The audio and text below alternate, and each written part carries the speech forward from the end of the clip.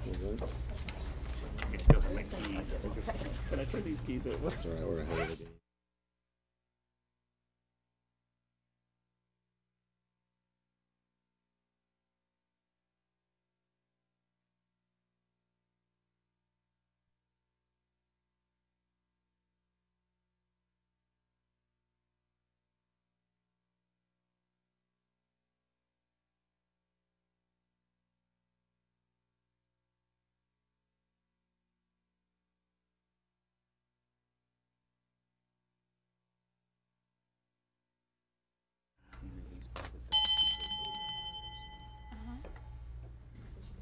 Welcome to the Richmond Community Schools Board of School Trustees meeting for Wednesday, July 26th, 2017. Please stand for the pledge to the flag. I pledge allegiance to the flag of the United States of America and to the republic for which it stands, one nation, under God, indivisible, with liberty and justice for all.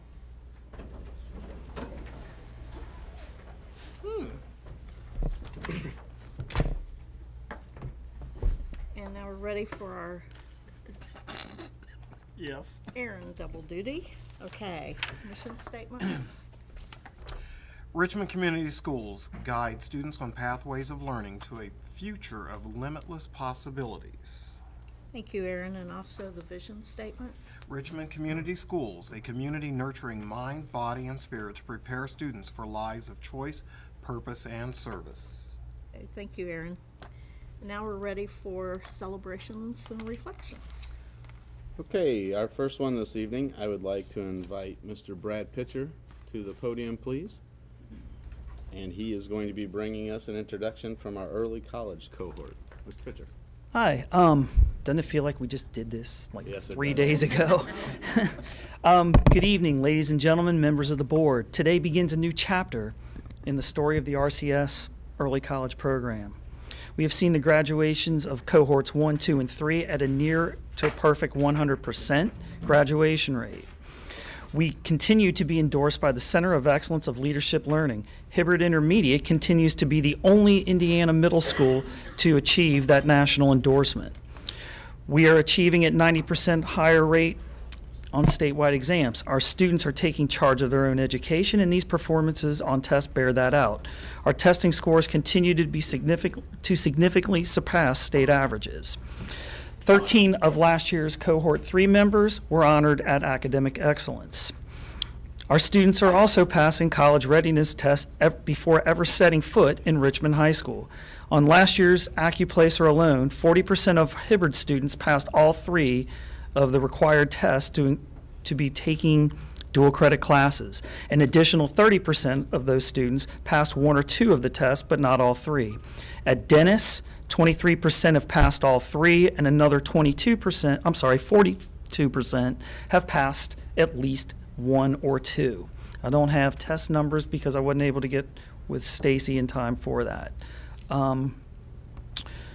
These students are eligible to take college-level classes, and I want to emphasize this, before they ever step foot in Richmond High School, let alone before they leave high school and move on to college. We began with a cohort of 64 students. We have now grown to consistently hold our numbers at 450 or more students every year. Our parents and students have always been our #1 important partners.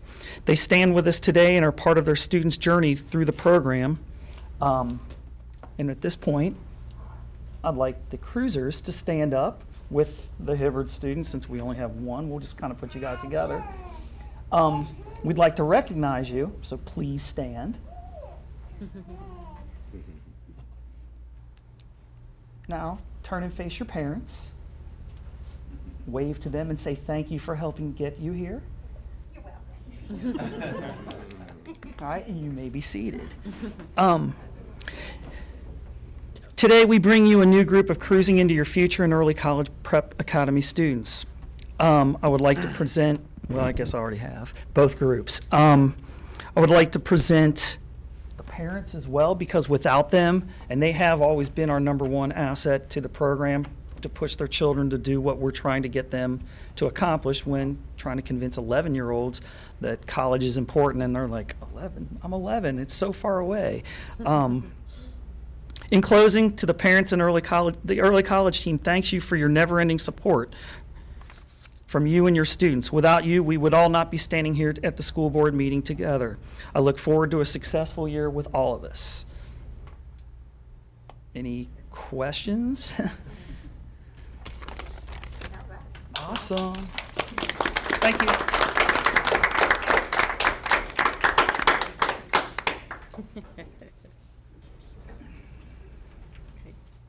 And we understand you guys are going to head down for cake after this, is that correct? Look at them. Yes. They're ready. You guys aren't excited to do that, are you? No. Well, we appreciate the work of the parents, the students, but also of our teachers and administrators. We know that there's a lot of extra effort that goes into this. And just another example of the super things that are happening in RCS on a daily basis. So with that, unless there's any other comments from the board? One more. One more? This is a great opportunity, parents, and especially you students, for a great future with limitless opportunities, as we read, but for education being that foundation in your life. And I certainly hope that you understand that we appreciate your efforts and your involvement with this, and we hope and pray that you use this to not only excel this year, but for the rest of your life, and be proud representatives of Richmond Community Schools. So we thank you. Woohoo. Now let them eat cake. Thank you very much. You may go.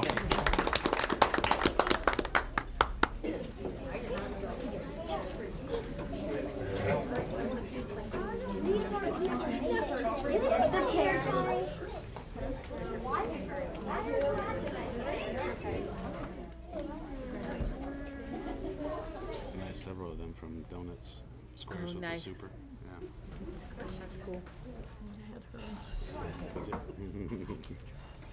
I recognize them because a couple of them were my mentor students. Oh, Huh. nice. That's even Okay, our cooler. next reflection this evening is going to be a report from Mr. Tidrow regarding transportation and an update with the beginning of the school year right around the corner. Thank you, Madam President, the board, superintendent. Last year, I stood up here and we had basically the same conversation we're going to have tonight, because last year's start of school went very well. So I don't want to change anything, upset anything, just improve things. So let me get out of here. So when we look at starting the new school year, we have registration process, we have new student enrollments, we have students matriculating up to different schools. But we want to maintain as much as we can on those bus routes, on the bus stops as we can, and then just change as needed. So those are some things to keep in mind as we go into our registration process, which basically opened this week for the online version. Next Monday, we're going to have in-school school registration, where the buildings will be open Monday, Tuesday, Wednesday, for parents and families to come in and register their students live at the buildings. But as they relate to transportation, we want to make sure that parents understand that they need to select whether their student's going to ride the bus or not. In our student information system, Power School, there's an option there to choose, yes, I want AM pickup, yes, I want PM pickup. So even though you chose it last year and you've been riding for the last 8 or 9 years or whatever, continue to select it as if it's new this year. That way we know you're going to be on the bus. Because some people change their minds. Maybe they don't want to ride. Maybe they get a different kind of ride to the school. But we want to make sure we get those students picked up. So that's an important message, I think, we need to give to our parents. Update routes and stops. Of course, some students are going to go to different schools. Maybe they've been going to Crestdale. They'll move to a middle school. So we need to make sure we know where those students are. And at that point, we can update the routes and the stops. Again, we're going to try and maintain as many stops as we can that are already in place so students know where to go. But if we don't need a stop because the students moved or no students there, we'll remove that. Or if we have to add one someplace, we'll add it. But try to maintain as much as possible. As we go through the registration process, we do what's called a live sync. we take the information from Power School and sync it into our transportation software called Bus Boss, and that's done on a daily, actually several times a day, that gets updated, and then our busing system will update that, and then Sodrel Student Transit goes through those requests and then places them on the appropriate routes and stops. So we'll have some preliminary stops. We usually post them on our website, but we try to hold that off as much as possible so we don't get confusion. We don't want people saying, I'm going to be at that stop at this time today, when things really don't start happening until the middle of next week. So I put on here until August 3rd for back to school. Our routes and stops are going through that kind of shake and bake. On the 4th, I'm looking at Mrs. Darengowski. That's when she will really start nailing down those buses and numbers and so forth, and getting every kid where they need to be. After that point, there might be a process of getting students, a delay in getting students on different buses. We try to get on as much as possible, but there might be a short delay because we want to get that bulk of kids routed and stopped. So. Bus drivers, once they get their list, which will be kind of that August 4th, 5th, 6th time frame, they're going to start making phone calls to our parents and our students and letting them know, hey, I'm your bus driver, this is your bus number, I'll be rolling up to your stop at this approximate time. And we're thinking that's going to take through the weekend of the 5th and 6th all the way up until maybe noon of August 7th. That's what we did last year. So if a parent hasn't received a phone call by that time, we ask them to call 973-5400 or call the bus garage. But call here, and we can help them out, or call their school. So August 8th there'll be a dry run, and that will allow students to see buses go by at an approximate time of when they'll be picked up, and then we'll have the first day of school on August 9th. Now the tricky part about August 8th, it's also that 5th and 9th grade back first day of school, kind of a half a day. But what we've talked about with the transportation with student transit is they'll do that dry run for the entire district as well. Is that correct, Mrs. Arangowski? So. Since the students will be reporting to their middle or intermediate or high school at what time they would normally report on the first day of school, they'll be picked up just as normal. So the tricky part about that is you may, since we're only picking up 5th and 9th graders, you may see some staging going on. That means there might be some delays. There might see a bus sitting so that they can time out that next stop to pick up that 5th grader or 9th grader. So, yes. I think we need to remind parents too that, as they well know, all the streets and roads are torn up around here. That's right. So there's going to be some delays. Well, I'm sure there might be some. The construction changes from day to day too, Yeah, so you can don't- plan for one thing, and the next day it can be something Right. different. And it's very narrow on Chester Boulevard. It's very, That yes. lane is. Yes. Yeah. So, and as we receive information from the city or the county or the state, we share it with the Sodrel. They usually get that information as well, and they'll share it back. That way, our department knows of those delays in case we get phone calls and so forth. But yeah, there's a lot of stuff going on, and it sounds like they're going to be doing more. So we just have to be patient with each other. So, a couple reminders. Parents of kindergartners and first graders must be at the bus stop to receive their child.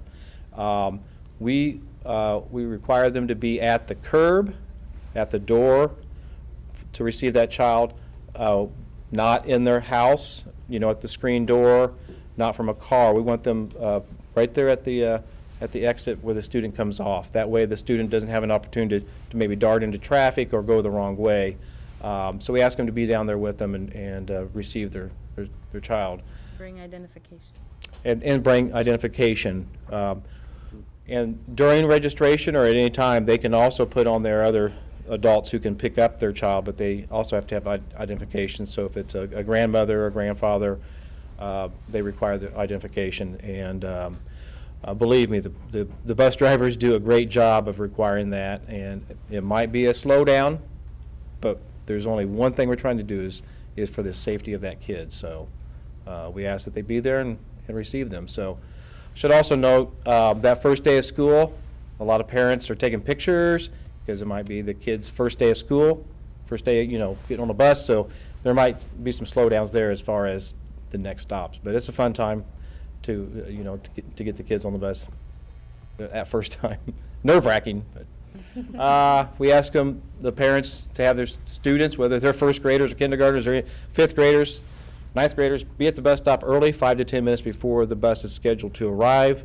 And like you said, that first day or so, we might have a little variance after that. But we watch that pretty closely and try to, if we see that there's going to be a longer delay, we try to get the word out to the buildings and so forth, and we'll post it on social media. Hey, bus 15 for whatever is running, you know, a few minutes late. So that first day, there might be a short delay on some things and getting around the city. But like I said, last year went very smoothly, so we're just going to continue that process. And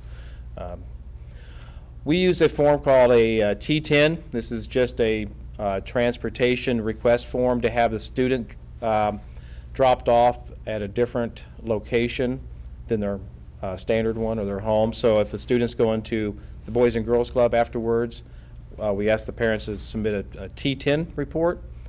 We're asking parents every year, fill that out. We don't use any from last year or the previous year. We start new, that way we know where these kids are going from day one. So that's just part of that registration, making sure we know where every kid is. We don't want to assume that since you went to the Boys and Girls Club last year, you're going there this year, or Girls Inc. or someplace like that. We want to have that kind of fresh form on file. A couple things for our parents and our students: cross in the crosswalks. And watch for the construction. Sometimes you may not have a crosswalk, but be very careful, but use those crosswalks. Watch for and obey the crossing guards. We have several crossing guards around the city, and they do an excellent job of stopping the traffic, watching, making sure the kids get across the streets safely.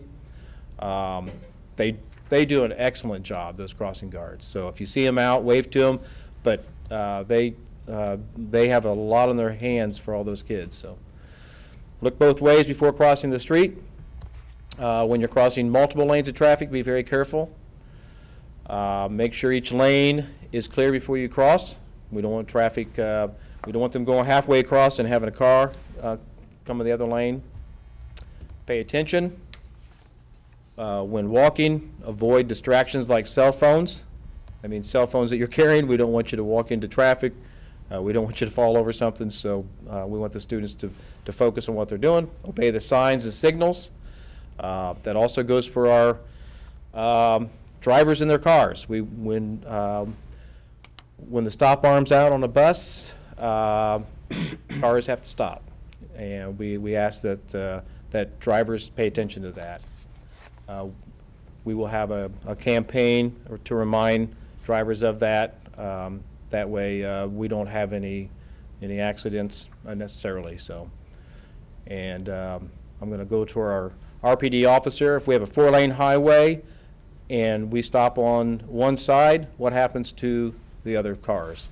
They have to stop. They have to stop. All Stop. lanes. All lanes Both, stop. even if it's a divided Is highway. a physical median. So, Unless there is, as Suzanne stated, unless there's a physical median. so like Um, out at the If you're on Gateway Plaza or something like if that, you're you in might the have that. 2200 block of East Main Street, and there's a school bus that has the Mhm. arm out, and it's stopped, all 4 lanes, All 4 and the lanes. emergency lane must stop. Chester Boulevard, prime example. There's no physical median, but there are 4 lanes in a lot of those places. We want them all stopping, so. And I will let you know that as the police department and traffic division will be probably putting something out soon, that we will definitely be enforcing all of those, including the speed zones, as well in the school district. Excellent. Excuse me, in the school areas. School so there will be no excuses. Good. And it's for the safety of our kids. And we've got a lot of kids out there, whether they're getting on the bus or walking to school or maybe transported by a friend or a parent. There's a lot of kids out there. We have to be very careful with that. Across the street, where you have the best view of traffic, again, that's most of the time it's going to be at the crosswalk. So that's all I have. Any questions? I have one. Last year, did we have very many bus stop changes? No, not that many. We had a pretty good start. Remember, a few years ago, we did a lot of reorganization, and we switched around a lot. Last year was pretty minimal. I mean, I know you have So, to adjust a few. We have to adjust but if no one's there. It's pretty much. Pretty much the same, right. And we do that intentionally, but we also go around and we talk to the bus drivers. I drive around a lot. Ms. Darengowski, if we see an abandoned one, so to speak, we don't need any more, then we'll take that off the list so we don't have to worry about it. But it's pretty much the same at a lot of places. So. And I know we have it on all of our stuff, but hint, hint, do we give it to the media? The stops. Well, we have it posted Well, I on our mean, web. just in general, the beginning of school and Yeah. be cautious. But we don't give the media the actual stops where students No, I'm might not be, talking but- about that. I'm just talking about Safety the stuff. safety. Safety. Safety so- reminders. Hey. Yeah, so safety first. Always safety first. Get the kids to and from, so. But yes. Don Benedict and I have been working on Yeah. a bit of a campaign on that, so hopefully you'll see some more later there. Pretty excited he seems excited to do that with me, and we do have a fair number of cars that run stop arms. Now, the drivers are very attentive to that, and they always make sure the traffic is clear before they let students Yeah. off the bus, but we're gonna make sure people understand the law. Yeah. And if you see Thank the you. violation, especially when it comes to the bus stop arm, don't hesitate to call the police department. Yes. And we ask that you get a license plate number or so. We will be more than happy to go pay a visit to someone and just- Help educate them, right? Yes. Mhm. Good, appreciate that. Because, so. I say that facetiously, not really. However, but this is still all about the student safety. Right, number one, so. Great. Thank you. Okay, it's time for public commentary. Do we have Becky someone? Murray. Pardon me? Becky Murray. Okay, Did that. Becky?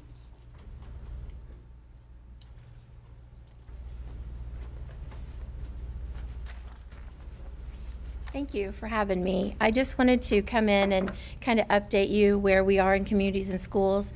Thank you for all your support, and then give you an idea of what our site coordinators have done in the Richmond School District. I've been with Communities and Schools for 2 years. I became the executive director April of last year.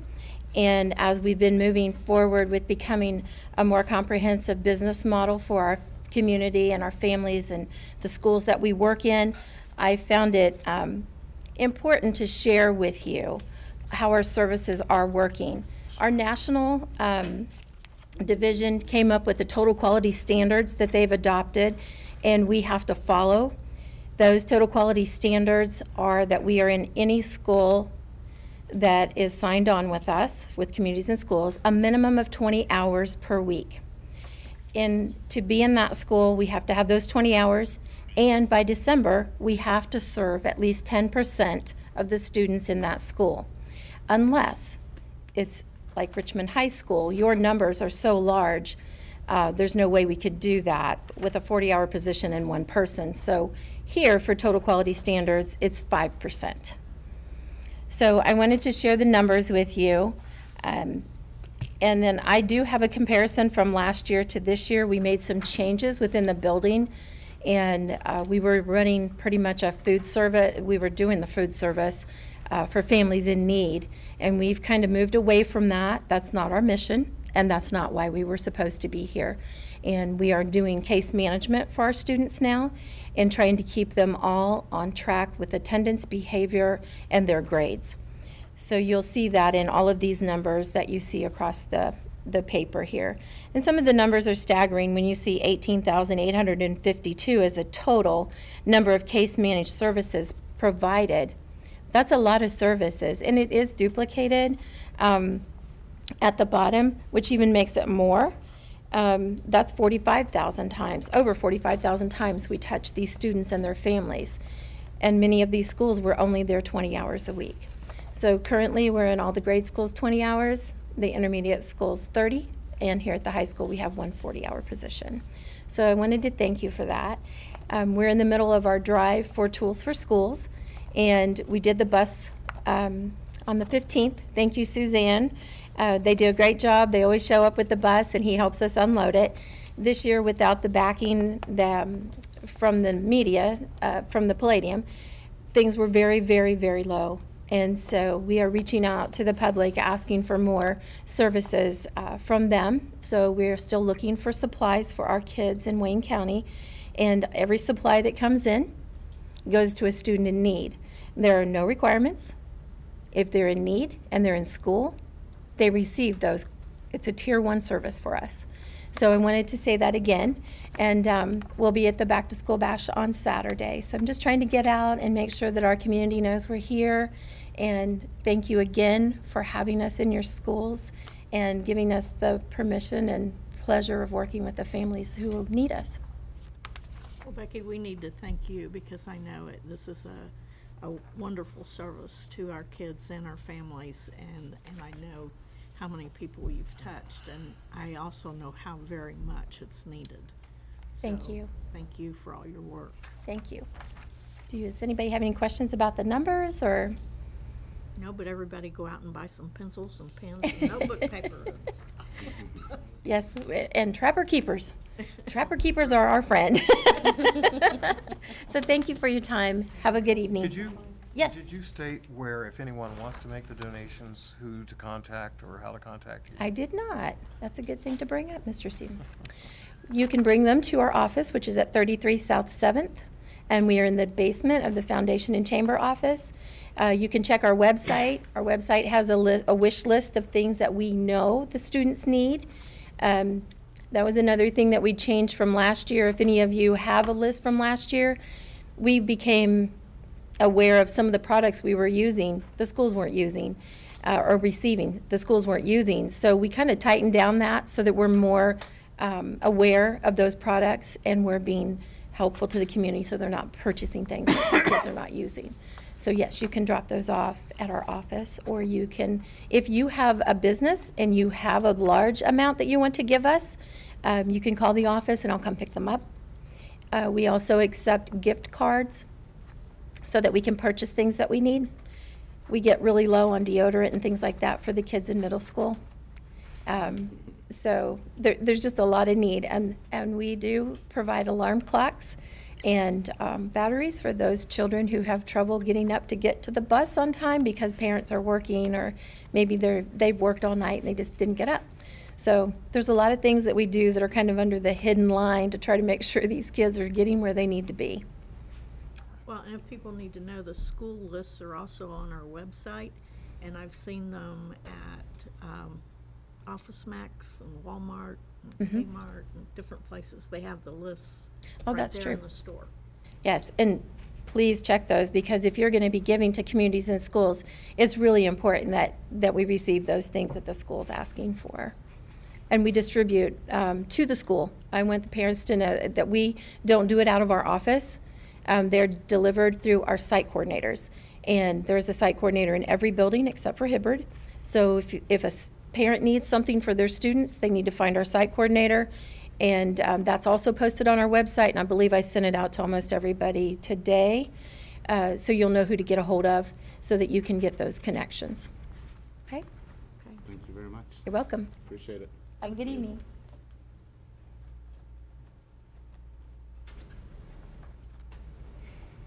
Okay, now we're ready for consent items. Our consent items this evening are 4.01, approval of minutes, 4.02 are human resources documents, including the addendum that was at your desk this evening, 4.03 accounts payable, and then 4.04 the monthly financial report. Okay, do I hear a motion that we accept the consent items? I'll make a motion that we accept the consent items as presented.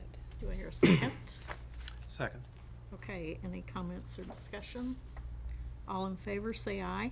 Aye. Any opposed? Motion carries. And now for our long list of action items. Our action items this evening, we're going to begin with our donations. I'm going to ask Mrs. Scalf if she would speak to our donations this evening. Good evening. Tonight we have one donation from Vintage Wheels, Inc., and that is for the Hibbard Life Skills Program. And they donated $1,000 to be used for equipment for that program. So tonight I ask the board to accept donations in the amount of $1,000. Okay, do you hear a motion? I make the motion that we accept the donations that were presented to us. Do I hear a second? Okay, John seconds it. Any comments or discussion? I just want to say that I know Vintage Wheels has been helping children in need for years. So this was a very nice donation from them. It is, and they are very kind to spread it throughout our Yes. buildings, so they don't pick the same thing all the time. So almost all of our buildings have benefited from their generosity. We're hoping that they'll donate some wheels for the homecoming parade, too. Some vintage wheels, as a matter of fact. Okay.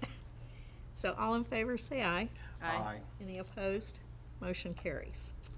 Our next action item this evening is Form 9 biannual financial report. Mrs. Scalf? Tonight it is the time in which I ask the board to approve the Form 9 biannual financial report. This is a document that we have to prepare twice a year.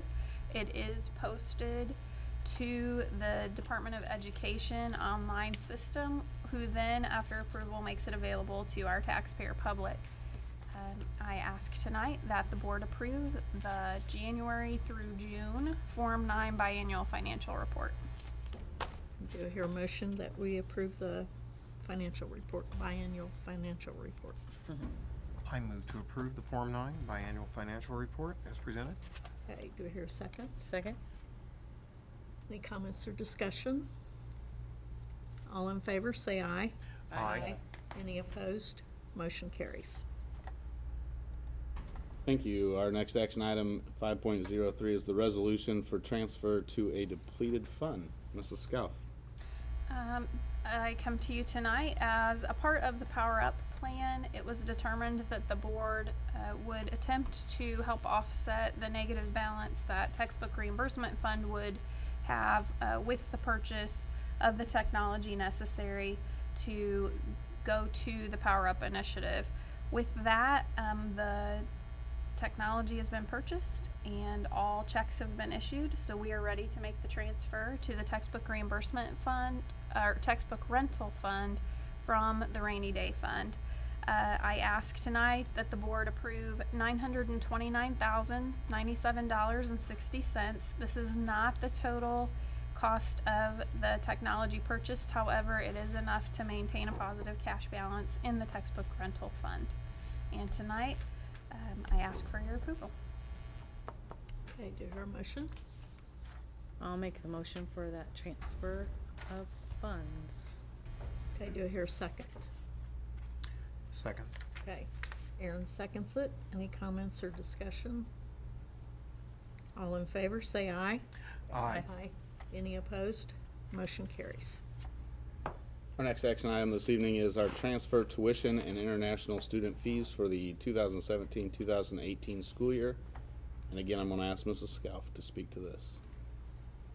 This is an annual request. As we are close to the Ohio state line, it does serve on rare occasion that we would have students who wish to attend Richmond Community Schools from Ohio or another neighboring state. And we have to determine, and the board has to approve, those fees which would be considered transfer tuition. That calculation is based on the statute in the IC code and has been calculated as such. Tonight you will see transfer tuition for out-of-state students in the amount of $7,422.73. And international students will have a fee of $10,000 based on all the necessary items that have to be developed and maintained while those students come. Tonight, I ask the board to approve the fees for cash tuition out-of-state students and international students. Okay, do you hear a motion? I move to approve the transfer tuition and international student fees for 2017-2018. Okay, do I hear a second? Second. Okay, any comments or discussion? I had a question. Is there any guidelines from the state as far as that figure? Which one? The out-of-state students? Out-of-state students, there is a very long calculation that is a method, and we follow it. You actually have to go through last year's expenditures, and you calculate how much it would have been based on your ADM, and it's a long formula, but it is a one-to-one match to the state statute. So yes, there's no leeway on that transfer tuition So calculation. if we wanted to subsidize that The only by thing, lowering the cost, is that allowed, I guess is what I'm asking. Let's say we wanted to charge $3,500, could we do that? I think the board would probably have that, but I would need legal opinion before we did that. Yeah. Just a question. I would say we would need legal opinion on that, because I don't know. That's a statutory formula that DOE holds very strong on, so I would feel more comfortable with an attorney providing that before we determined to go that route. Okay, Aaron?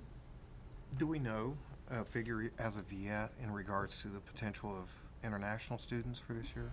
As of today, we have 4 students enrolled. They have actually already paid their fees in an effort to get here as soon as possible. So, May I ask also, where are they coming from? do not You know know? all of that. I know we have some from China. I don't know that all 4 are. We may have an Eastern European student as well, but I'm not sure. And they've already have a placement home that they're going to be Some of them attended last year, Okay, so yeah, all right. I believe so. Okay, any other comments or discussion? I just had a question. Is the transfer tuition after ADM, is that the same transfer tuition that an in-state student would pay if they come in after ADM? Yes, Okay, so that's not just limited out of state. it is not. That's correct. Generally, we would contact their school system for that. Okay. All in favor, say aye. Aye. Any opposed? Motion carries. Next action item this evening is 5.05, our Adult Education Program Memorandum of Understanding. Mrs. Scout. Tonight, this is an annual agreement with the Wayne County Jail, and we provide programming at the jail for adults who wish to complete their GED program. It's a good program and has been a success for both parties. We ask tonight that we continue this program throughout the 2017-2018 year, and this memorandum of understanding would make that happen. So tonight I ask that you approve this memorandum of understanding for the adult education program at the Wayne County Jail. Okay, do you hear a motion? I'll move. Okay, we have a motion for the Adult Education Program MOU. Do I have a second? Second. Okay, Aaron seconds it. Any comments or discussion? I know it's successful, Yes. and I know that there have been a number of people who have taken great advantage of it, and I see it virtually, well, I see it a lot every day when I'm there, so. We have large graduating classes, and it benefits our community, so Absolutely. it's good. All right, all in favor, say aye. Aye. Any opposed? Motion carries. Our next action item this evening is 5.06, our Cooperative Agreement for Fire and Rescue EMS course. I'm going to ask Mrs. Scout to speak to this as well.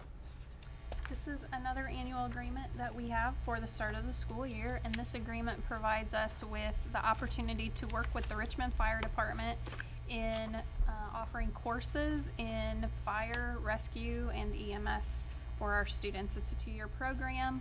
The fire department actually teaches it, and it has been extremely successful to the point of, I think, maxing out student capacity each and every semester. So it is with that, I ask that you approve the 2017-2018 cooperative agreement with the City of Richmond Fire Department. Do I hear a motion? I move to approve. Okay, do I hear a second? Second. All right, any comments or discussion? All right, if you would see the kids and the awards and everything that they have done in that program, it's a valuable program. Okay, all in favor, say aye. Aye. Any opposed? Motion carries. Our next action item is 5.07, permission to advertise the 2016 annual financial report. And for her last action item this evening, I'm going to ask Mrs. Scout to speak to this. So I have the most, I think. But tonight I come to you to ask permission to advertise for the 2016 annual financial report. Ordinarily, this will come early in August. However, the deadline occurs before the next board meeting. So I'm asking for permission to advertise tonight. We will provide the board with a full copy of the annual financial report prior to publication, and you will see all that it entails. So tonight I ask permission to advertise the 2016 annual financial report as soon as it's available. All right, do I hear a motion? I make that motion. Do I hear a second? I second.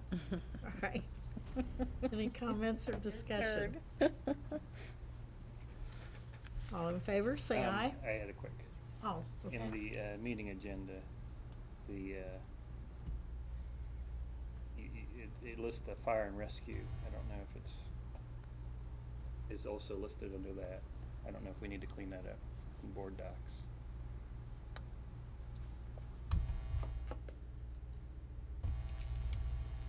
What was that? I'm sorry. So the 5.07, if I go to the attachments, it's the agreement for the previous 5.06. Oh, okay. Okay. I don't have anything on there. So that was just in the wrong portion. Yeah, we can make a note of that. Okay, thank you. Okay, anything else? All in favor, say aye. Aye. Any opposed? Motion carries. Okay, our next action item this evening is 5.08, school improvement plans. Dr. Reynolds? All right, thank you, Mr. Sherrill. Board, I bring to you this evening the school improvement plans for 5 of the elementaries, 2 intermediate buildings, and Richmond High School for your approval. I think it's important to note that once ISTEP data is available, the plans will be amended to be reflective of the new information for the final submission to the Indiana Department of Education. Once finalized, school improvement plans will be posted to each of the school's websites. I recommend that the board approve the attached school improvement plans as presented. Do you hear a motion? I make that motion. Okay, do I hear a second? All right, motion, or second was from John. All right, any comments or discussion? I just wanted to say, on Charles's, I really liked when their new ideas for this year was in red. So it was easier, To catch. yes. So you might make note of that for next year. All right, all in favor, say aye. Aye. Any opposed? Motion carries. Okay, our next action item this evening is 5.09, our technology fee schedule. I'm going to ask Mr. Tidrow to speak to this, please. Thank you. As Richmond Community Schools continues to provide mobile devices in classrooms and one-to-one scenarios, breakages, damages, and loss of inventory occur. To offset the cost of parts or devices in the event of total loss of a device, for example, we propose that a student damage recovery fee schedule be implemented at Richmond Community Schools. I should note that this is actually just an update to one that was passed August 12, 2015. That was the technology fee schedule. So this is updating the fees. Please see the attached document on board docs. I recommend the approval of the student damage recovery fees as listed. Okay. Do I hear a motion? I move that we approve the damage recovery fees as presented. Do I hear a second? I second. All right, Aaron seconds it. Any comments or discussion? I had a question, I guess. I saw on the page where now, it looks like we've gone to a third-party insurance provider. We will be offering that as part of the Power Up initiative. It looked like Where- that cost us $30. Correct. Costs That would be- parents who opt in. Okay. That'll be for the laptops that we give to grades 5 through 12. So this recovery fee schedule also includes items that maybe aren't taken home, that aren't in a one-to-one scenario, such as iPads in a classroom or even laptops in a cart. But if a parent purchased a $30 insurance, so it would just be for the laptop or netbooks? For the laptops, for the one-to-one laptops. That are part of the correct. Power Up Part initiative. of the Power Up initiative. The other note is if the insurance would not cover intentional damage, and if there is intentional damage, that is where this fee schedule would come into play as well. So they may be covered, but if there's intentional harm done, that insurance won't cover that, and then that's where you would have that fee schedule set in place. Who makes that determination? We've done investigations. We've used this recovery fee schedule, over the past 2 years in cases. So it starts with the building administrator. I mean, So, I understand it. yeah. I mean, that if it's damaged, it's damaged, but if Correct. parent bought the insurance, it's being broke, and I just trying to get ahead of any Assume it would issues. have to be very clearly intentional for that. We have to- not had this, but one example of another school is a laptop showed up and it had a bullet hole through it. So that was an easy, but that was investigated. Like I said, that was not us, but that's an example of one that could be intentional, but an accidental droppage or anything else covered under accidental would be covered, so. And I guess the insurance is for the entire first day to last day, including Christmas break and Correct. For the year, entire yes. 180 days. Mhm. From the time it's Well- distributed to the time it's taken back up. Correct. Okay. All in favor, say aye. Aye. Any opposed? Motion carries. And I'm happy to turn over the rest of the action items to you. Oh, thanks. Okay, we're ready for the second reading for the selected policies that were edited, replaced, or deleted in policy section 2000, 5000, 6000, 7000, and 8000.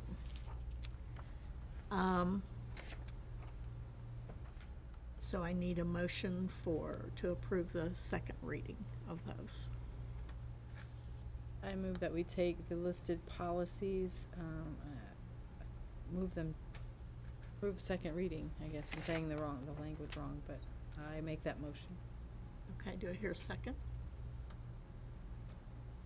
Second. Okay. Comments or discussion?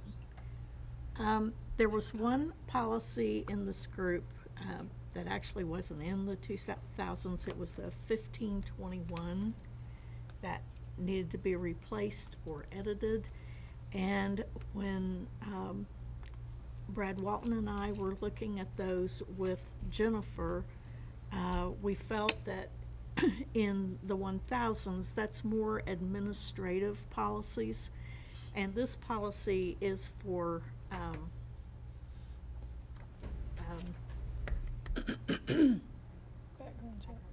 background checks, thank you. And it really belongs in the 3000s. So we wanted to change 1521 to 3121. The policy itself wouldn't change, we'll just change the section, if that's okay with everybody. 3121. Mm-hmm.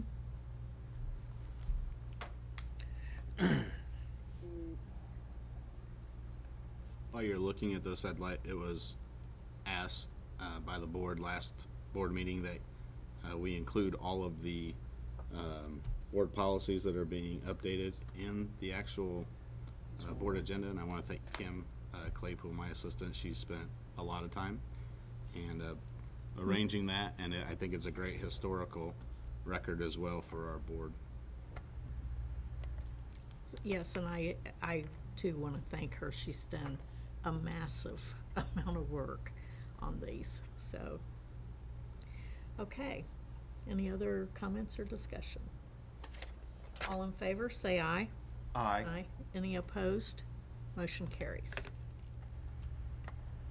And now on 5.11, it's the first reading for policies that we exempted from these sections at the last board meeting. They're listed here. Some of them needed to be combined, and so we worked with wording on those. And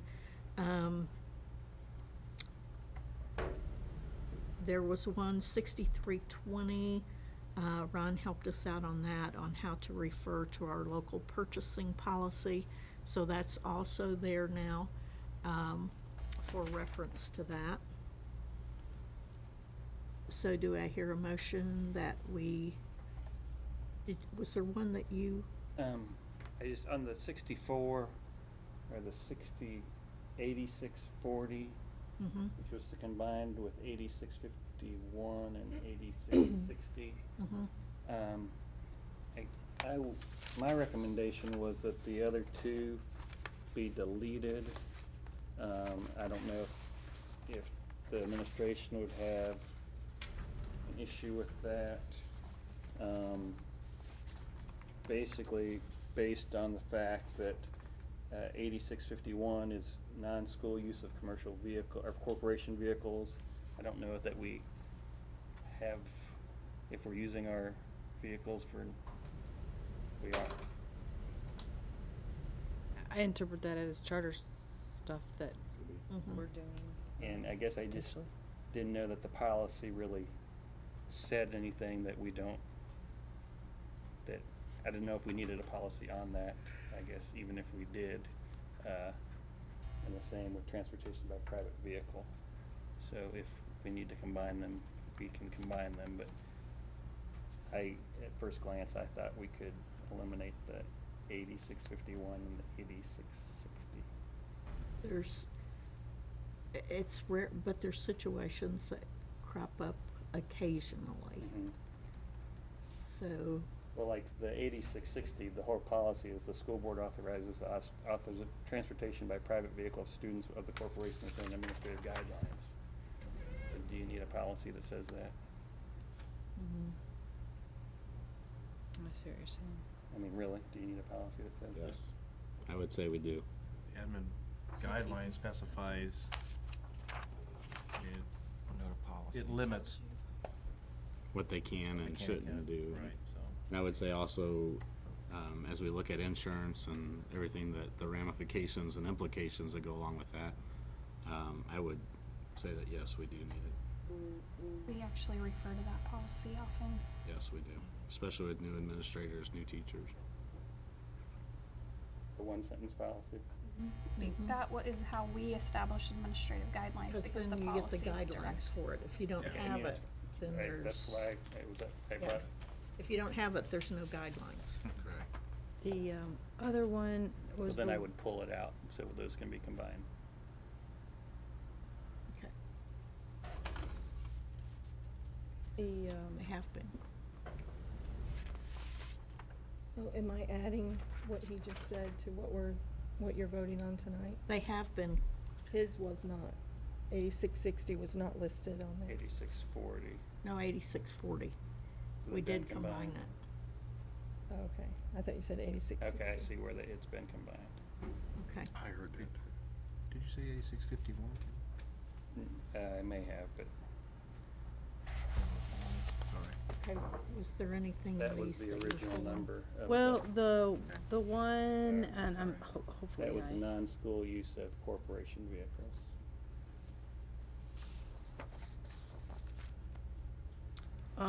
There were, get back to it here.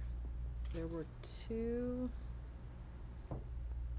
8606 and 8600, and correct me if I'm speaking out of turn, but it was regarding transportation, and it was sort of like discipline and suspension from transportation, and in the combination, somewhere halfway through, it sort of switched from general ed to special ed, and there wasn't really, I feel like there's a part missing, and they're combined physically, like generally combined, but I didn't know if we should just go ahead and move it now and then fix it.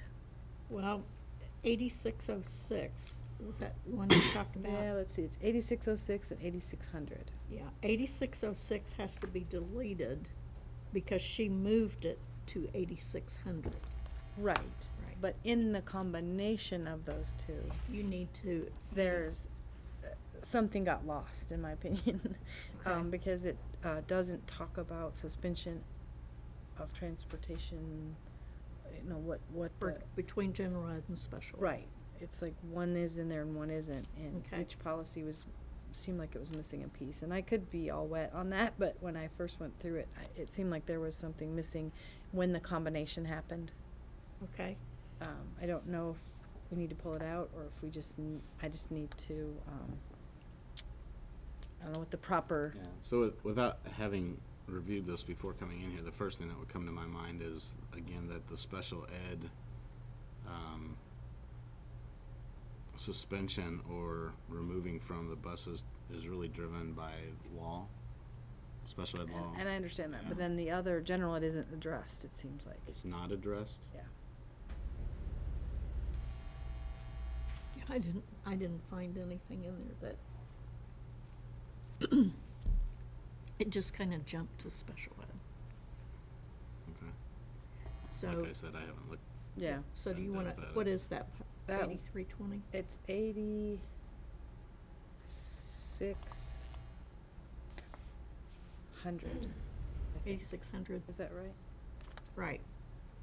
Okay, so that one needs to be pulled till you can meet with, It shouldn't take much, it's just in the combination, something got lost. okay.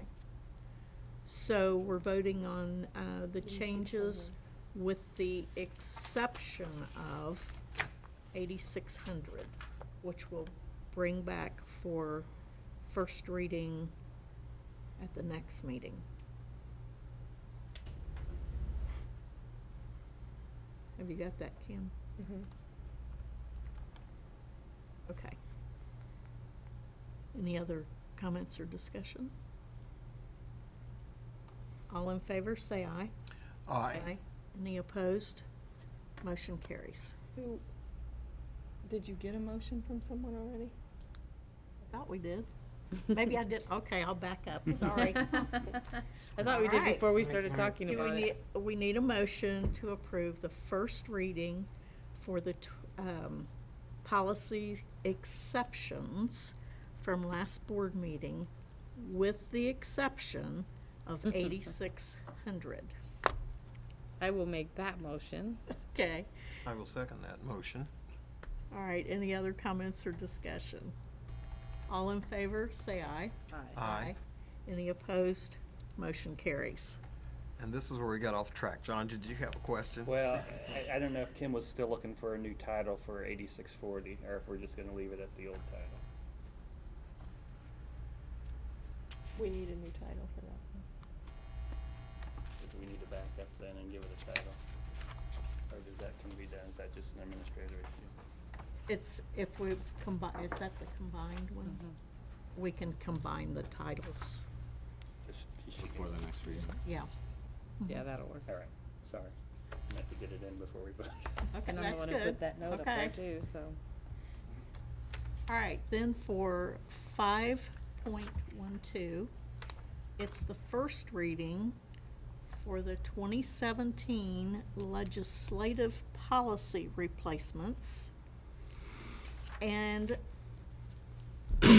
if you will look at 6110.01, there's two options there, and you need to choose one of the options.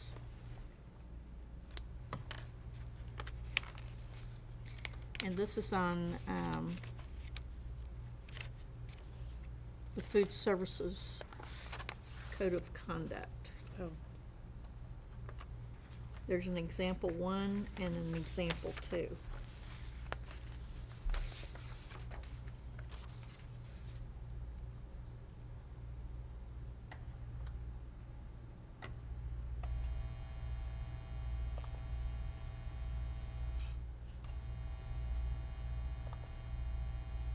Example 2 is a little more specific, I think.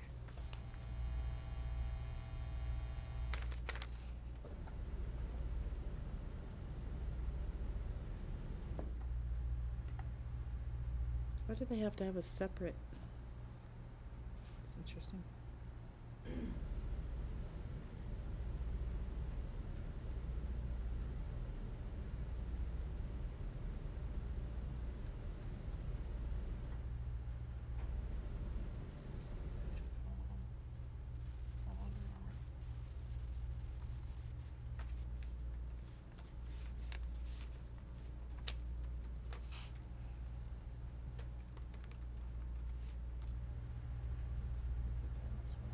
I did not look at this one, Dixie, beforehand. I don't know, do you have a preference? My preference is 2.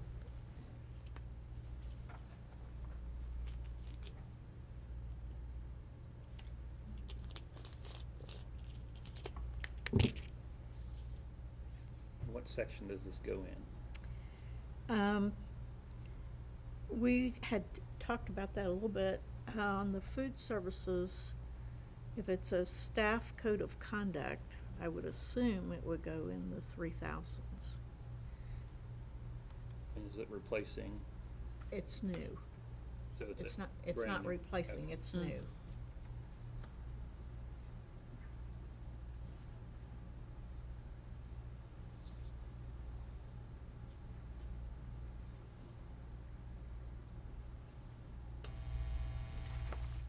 Did you have a comment on that? Example 2 covers a little bit more. We were just talking in the event that you have someone do your bid for you, or you have to provide some services that somebody helps you with. It does already cover that. That's the biggest difference that we can find. It encompasses a little bit more. Just a than little more previous. detail too. I mean, Yeah. although I like shorter, but if it covers more and it leaves less room for doubt or interpretation, Right. I'd say 2 makes more sense also. Okay. Is everybody okay with 2? Okay. Motion. Oh, you gonna make the motion? Mhm. Okay, to I approve. move to approve the listed policies and move them to second reading, specifically example number 2 for the Food Services Staff Code of Conduct. Okay, in 6110.01. I will second that. All right, any other comments or discussion? All in favor, say aye. Aye. Any opposed? Motion carries.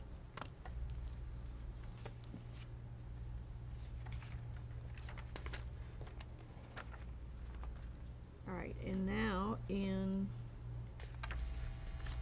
board reports and old business, we had some more policy work that we needed to take care of. Some of the policies needed to be combined. We also probably need to have a discussion on the replacement of the firearms in schools document. Now, there's 2 documents there. There's our old policy, which Julie Slavin said is no longer legal. But the one that she sent me, which you have listed there, is still talking about school employees and not visitors. So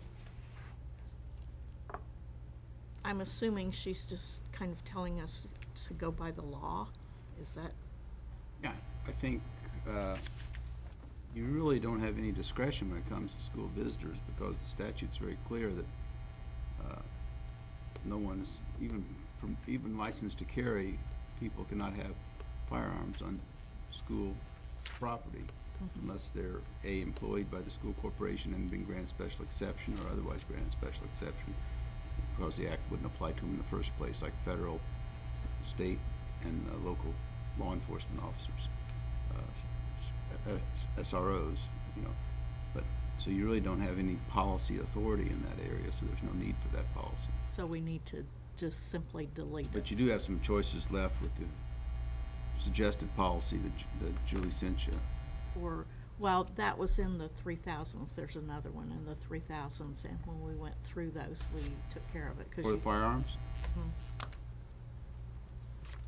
That'll be next time. Which options did you select? I can't tell you right now. You had to list, I think, who, Well, your first option was I just, no school employee may possess a firearm in the building, blah, blah, blah. The option to that was, no school employee may possess a firearm in a school building except as otherwise authorized by the school board. So the issue is whether or not you availed yourself of that discretion to identify an exception. well, didn't we put SROs? that's not, Then the next section is you can list exceptions to the general rule, and I don't know what positions, but you still there had a choice, and that is, you could list those exceptions, and then with the proviso, while carrying out their duties as an employee, or you could just list the exceptions without that proviso. So is the resource officer, does he need to be listed out separate? no, actually, the statute doesn't apply to him, but I think there's no harm in doing it. But I mean, I don't know who. I prefer to go with option one and just say, no employee shall have firearms. Okay. I have a question. It won't be in, we're not gonna do 7217. Okay. That will be in the employee, the 3000s. So is this being deleted? Yes, or- this will be deleted. I mean, I guess I would still stress the point, I just prefer no employees if our SROs handle I got for you. any catching. I don't really want to get in a case where I'm talking about firearms in the school.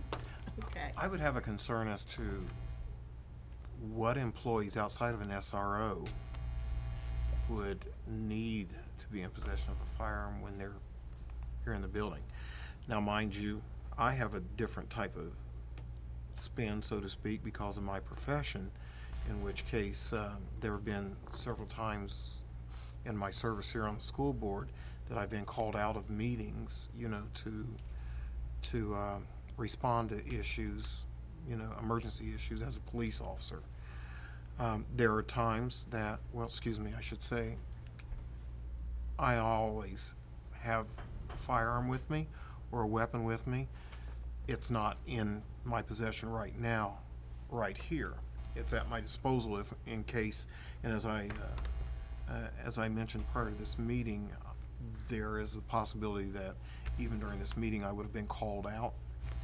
But I still cannot understand, or maybe I'm vague as to what employees of the school corporation outside of the SROs on a daily basis would be in need of having a firearm. You're talking about carrying. Yes, sir. Because you can't prohibit anybody, an employee, from having a firearm out of sight in a locked vehicle. Yes, sir. I'm well aware of that. But in you know, in a building or anything else, I can't understand.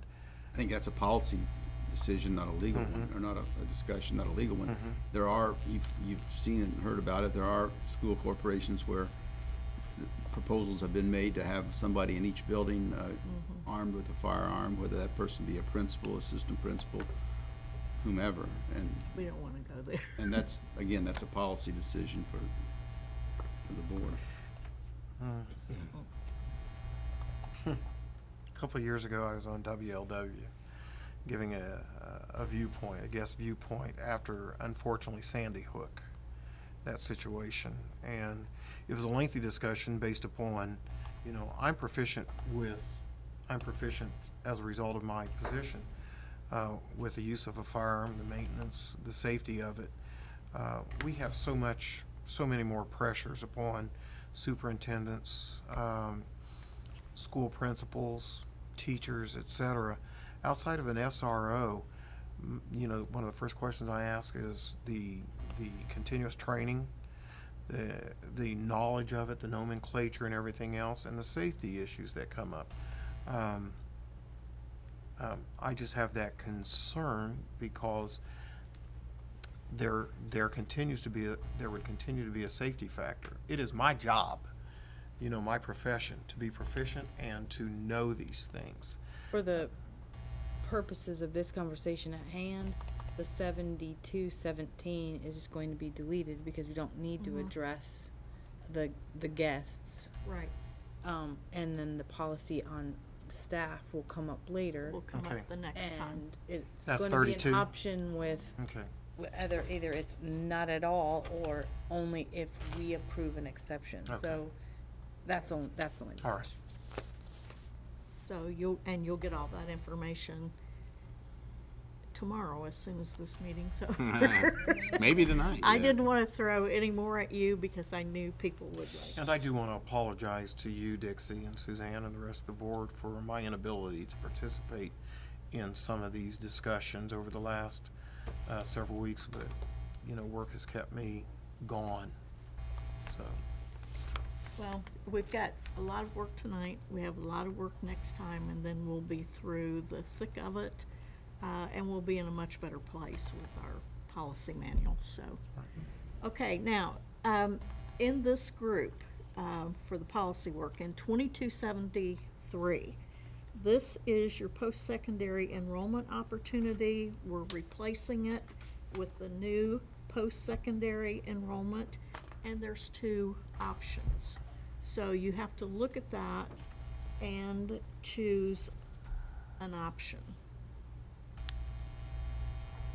Yeah, I liked option 1, but I think you said you preferred option 2, so. I like option 2, but There you go. I'm not going to. You're We not can- battling her we on can that one, is argue what you're with- saying? We can argue that. Which one was that? 2273, and you have to choose option 1 or 2.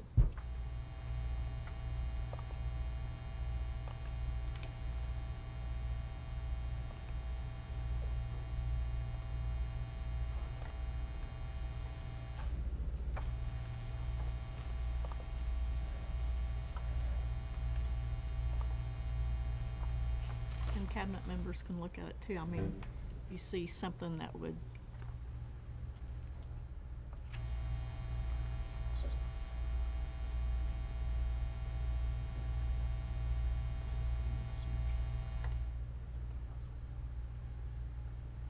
I think really it's just a matter of preference of the board. Either one is sufficient. You preferred? I said 2, John said 1. I'm always going to go with the Less, simpler policy. less is I think more. huh? And I'm is fine where I'm with coming that. from. So, so given the option, unless there's something particular, that's kind of my mantra. Okay, so you want to go with option 1, everybody? Does it cover everything it needs to regarding, one thing I noticed in option 1 is and it's, again, it doesn't, it's fine, probably. Student may be entitled to credit toward graduation requirements for each course. Well, I'll tell you why I like option. Shouldn't say college or Yeah. high school, shouldn't say high school graduation. Yeah, and 'Cause what that's I the liked idea, about right? option 2 is because it stated specifically that they are still our student enrolled in our school system. That's, And I can understand that. because point of view. that could be an issue. One sentence policies. I'm going back with 2. All right. Okay, is everybody else okay with 2? We're okay with 2. All right. Now, let's, okay, so Kim, for 2273, option 2. Now, 2340 and 2341, I combined Thank you, Dixie. And it's in red, and it was fairly, It was fine. Okay. It was very good. okay, 7450 and 7455 needed combined, Thank you, Dixie. and I did that also. Thank you, Dixie. And then we go to 5410. 5410 is on retention and redshirting, and there are 4 options. I would like to table that one, because that's one of mine, and I'm not prepared. You're not, okay. But if, I mean, there's just a lot This to read. is just and- discussion too, and- so we can and, just have a little talk about digest. it. Yeah. Okay. I thought. So if you're prepared to make a recommendation, but I just. I am, but, but if you want it pulled, it's okay. I would like to read through that one. Okay. So we're pulling 5410.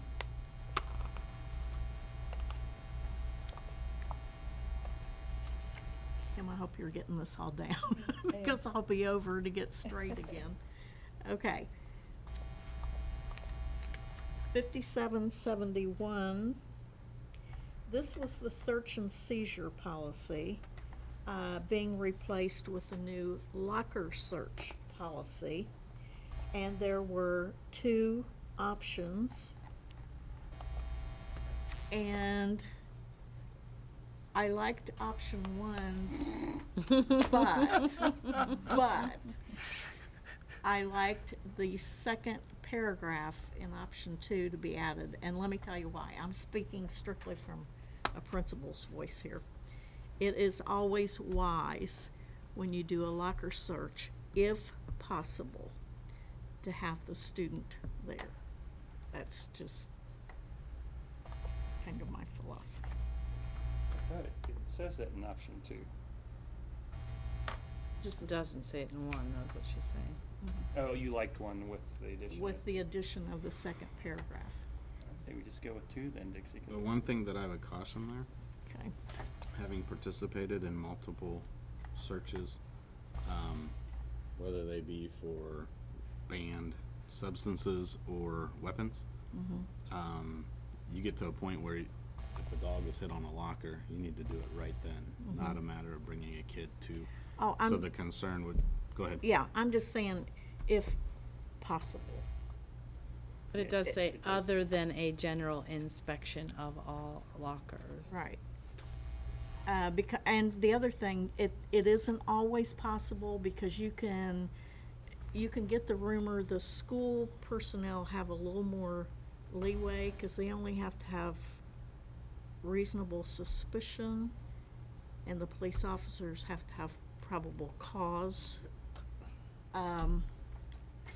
Ron, what are your thoughts?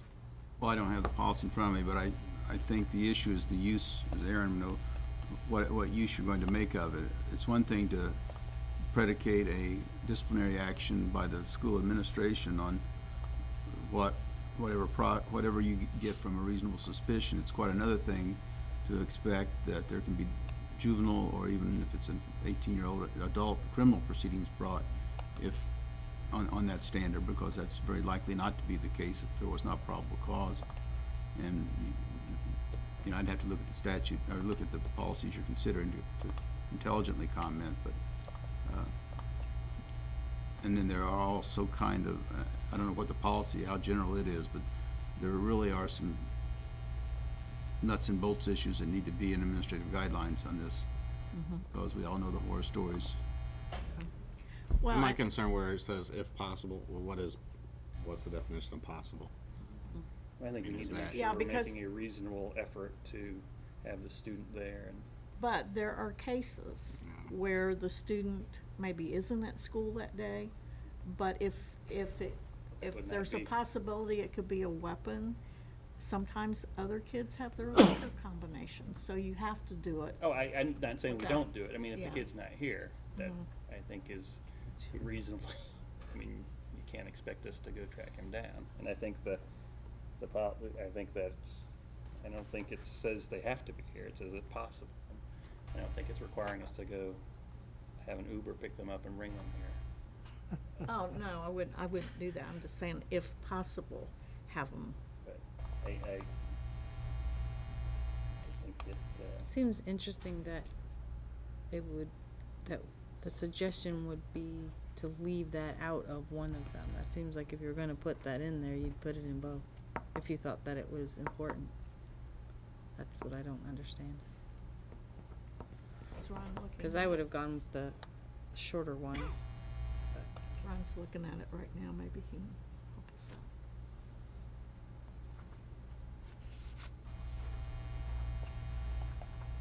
But I am concerned about the definition of if possible as well. I think it just gives parents a platform to critique, criticize And maybe decisions then that are the- made in the And then maybe moment. that could be and addressed in the concern of- guidelines or something It could. that, Yeah, I mean, an effort would be made, I think you- if appropriate, or I don't know how you say it. So many times, again, going, yeah, I'm not gonna beat a dead horse. Whatever you guys wanna do is fine. Ron, do you have a, I mean, I don't think the language is particularly advantageous in either option. Second option is limited A because it does not apply, the second paragraph, does not apply to general canvassing search, dog sniff search, whatever. And secondly, the way it's written, it's limited in the context that there has to be reasonable suspicion of contraband. And of course, I'm not sure how contraband is, it's not defined, and I don't think it's defined in the statute that is referenced, but I can take a look at that. so you, should we pull it so you have time to look at it? I'll be glad to take a look at it, but Okay. again, I think the devil will be in the details of the administrative guidelines. Administrative guidelines. I think the board, I mean, the decision is, do we want to make the student that, elevate that? I think Dixon and I confer on that. I don't know what the rest of the board is, but I actually struggle with that second paragraph in the second version a little, and then, The student's right of confrontation isn't going to be eliminated by not being present at the locker. There's still, before you could do any discipline, you have to Absolutely. give the student an opportunity to explain whatever the circumstances are that are giving rise to that discipline, so. Okay, so we could do option one, and then administrative guidelines would define what you need to do. That sound reasonable? I still like leaving the student, I like leaving it in the policy. I just, What in the policy? the student being present if possible. I guess just based on some past history, even last year, I would like to see that in there. I mean, we can vote for it if 3-1 if you want, but I'm gonna have a hard time not having that in there. Okay, or would you prefer that Ron has a little more time to look at it? I Bring it would. back? Huh? I would, just for clarification. Okay. Because maybe I'm at a loss as to understanding the significance of having the student present there if in fact it's proven that there's contraband or even a weapon there. I mean, the student still has rights, and they're gonna have a right to, of explanation and discussion. I'm putting on my professional hat there. If I can gather evidence, or if I'm at a point where the evidence is there in front of me right now, and the person who may be responsible for that is not present, I consider what we refer to as an officer safety factor. We can have this discussion with that individual later, but I've got the evidence right there. Sometimes when the person and the evidence are present at the same time, it creates a confrontation that sometimes is to a disadvantage of in this case, the teacher, the principal. That's just from a different perspective. But if we do have, if multiple people have access to lockers, if someone said, I don't.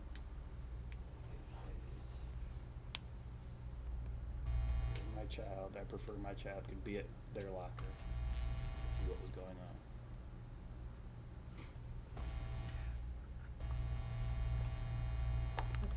gonna bring it back for discussion next time with an opinion from I understand that, John. I do No, understand. I mean, yeah, I'm not saying one I side do is more understand that valid than the other. It's because just, if multiple people have access to that, it may not be that person's. But they shouldn't. Yeah. Multiple people should. This is true because I That's think the we also choice have of the that, yes, student uh-huh. to give that but access. they do. But again, that's their responsibility. And it says that clearly this time. And there's a lot to be said for knowing what's in that locker before you go and get the student out of class for the confrontation. Oh, yeah, that's a good For point too. getting stories straight, for Oh, yeah, that's many other items that go. I'm just telling you from personal don't- experience of being there and doing this, I just think it opens the door to things that nobody's rights are gonna be violated by looking at that locker with reasonable suspicion whether they're there or not. But we can have that for further discussion after Ron Absolutely. gives us an opinion. Okay, so we're pulling 5410 for further study, 57. and we're pulling Over and 5771. over. 5410 is the red shirting and Oh, retention. gotcha. I have those two. 5771 is the locker searches, and we're pulling that for further discussion and an opinion from Ron. 7217 has been deleted. So do I hear a motion that we approve the others listed? 2273, 2340, and 2341 combined, and 7450 and 7455 combined. I won't. Let me clarify first. Do we need to move anything about deleting 7217? Or can we just say it's deleted and do we have to vote on it? You know, we have to move it to, I mean, all the other that we deleted went through the Went two through readings. first reading, yeah. So what I'm making the motion of is moving Line 72. 2273 to second, 2340, 2341 to second, 7450, 7455 to second. Pulling 5410 and 5771 and moving the deletion of 7217 to second. Right. Nice job. Well said. You guys, this I second really the is motion. beginning to hurt my brain. Okay, If that was in the form of a It motion, then I was. will second that. okay. Any other comments or discussion? All in favor, say aye. Aye. Any opposed? Motion carries. Now, like I said, tomorrow, I will send you the 3s and 4s that are supposed to be, the 3000s, 4000s that are to be combined into the 3000s, which will be called personnel. And there was a lot of work that went into it, and you, really, Jennifer did an awesome job of helping us keep all that organized and clarified, and helping us with laws and common practice and what have you. So it's ready to roll. And we will bring these others back to you as well. Plus, at the next board meeting, there will be an additional 6, I believe, of policies, legislative policies that were sent by Julie. And those you're going to have to read carefully because they all have options. So I tried to do the easy ones first.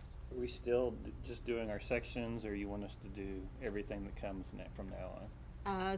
The sections are complete now. Okay, but I mean, The new ones that come in are in different, are from different so sections like, also. I didn't have 3s or 4s, but you want me to look at what you're sending tomorrow? Okay. Well, because we're gonna have longer to look at it, because we moved our board meetings so that our board meeting, it won't be on the 2nd and 4th Wednesday this next month. Because if we put it on the 2nd, it will be the first day of school, and that's just totally exhausting for everybody. So we moved that. It'll be the 3rd The 16th. 16th. Dixie, So may I you'll ask- have plenty of time to read. ask a favor of you. When you do send that out tomorrow, Mhm. would you send me a text message to let me know that you did, Okay. please? And once we get past those, we'll be getting in pretty good shape. Mhm. There'll be just a few more, but not many, not like what we've had to do now. Okay. Ready for public commentary? Obviously, there's no one signed up. Okay. Preview of upcoming meetings and events. Okay, so several items I'd like to bring to your attention, remind you of.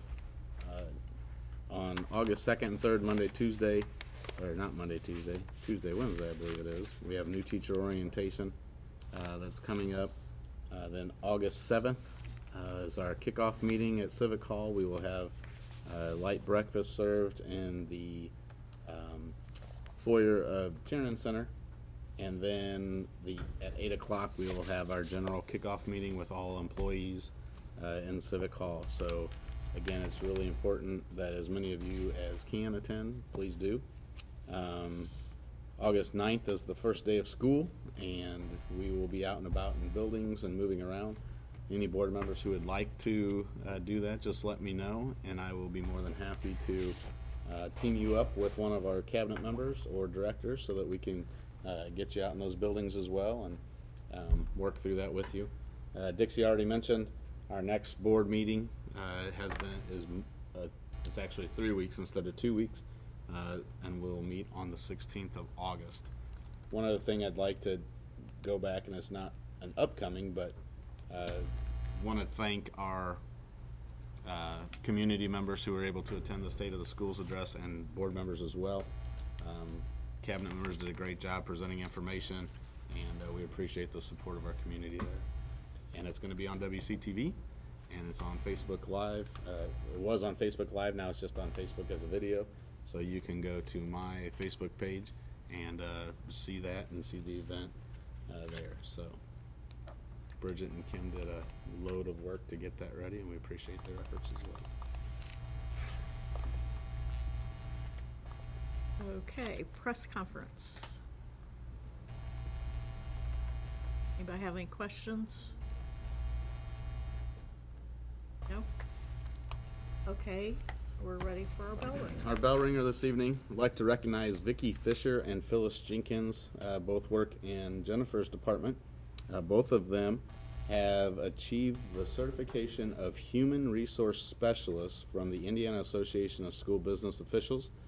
This has been countless hours of classes that they have participated in, and then additional work, and they both go above and beyond each and every day, and we appreciate their efforts. So want to just recognize them for all of their efforts and the great job that they do in our Human Resource Department.